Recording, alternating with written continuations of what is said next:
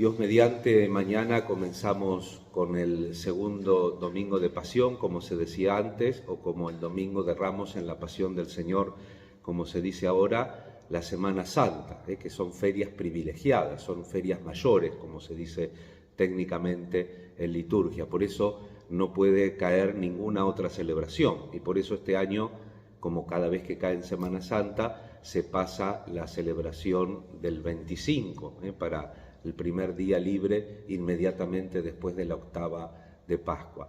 La Iglesia quiere también señalar desde la formalidad de la liturgia este tiempo especial, y por eso en este último día de la Semana Quinta, de la antigua primera semana de Pasión, se nos presenta ya la decisión, la concreción de alguna manera de la condena a muerte de Jesús.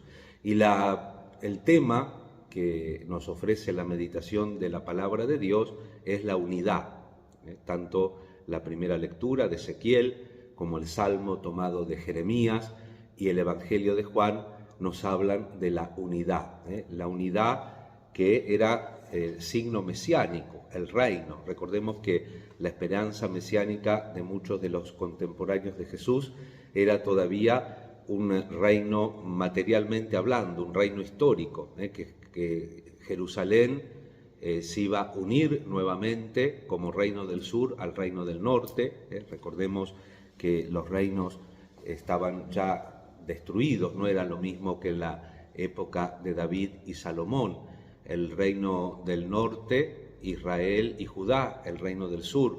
El primero cae en el 721, el de Samaria, el del norte, y el otro va a permanecer hasta el 587. Entonces, la necesidad de la profecía era que vuelva. De hecho, Ezequiel, el profeta que escuchamos, tiene dos ramitas partidas en la mano que parecen una, el reino del norte y el reino del sur. Y él promete que esos dos reinos van a ser unificados, van a volver del destierro. Si nosotros pensamos en lo que significa la desunión, nos damos cuenta de la fuerza del simbolismo de la palabra de Dios de hoy.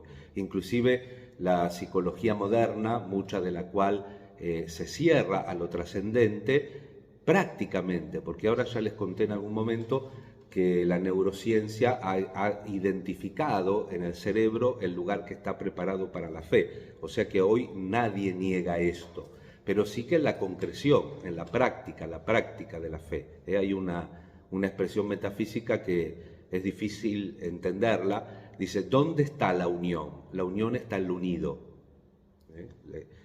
Es metafísico. Entonces, yo acepto lo religioso, pero después no lo concretizo, no me sirve.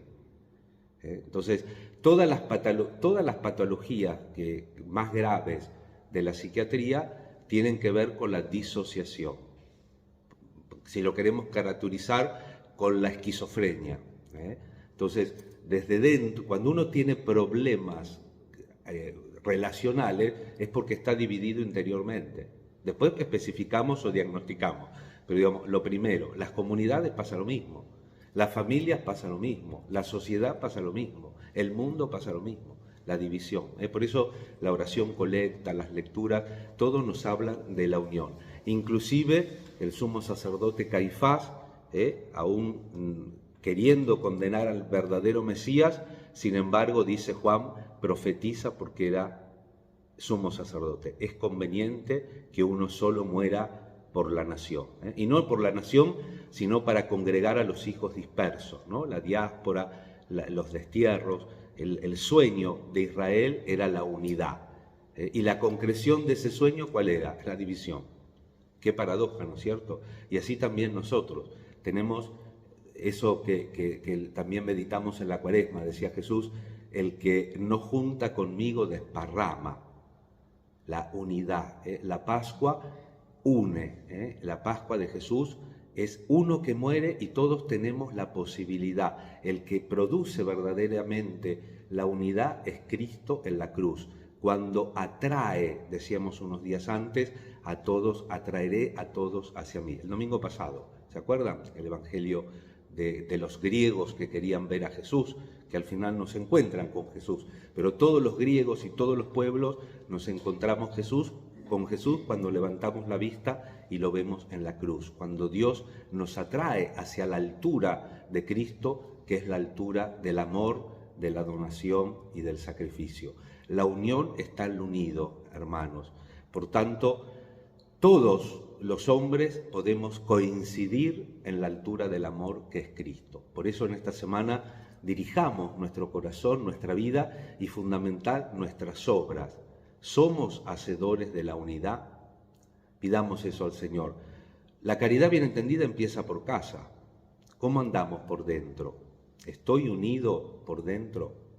Porque si no tengo la cohesión interior, no puedo relacionarme bien con Dios y con los hermanos.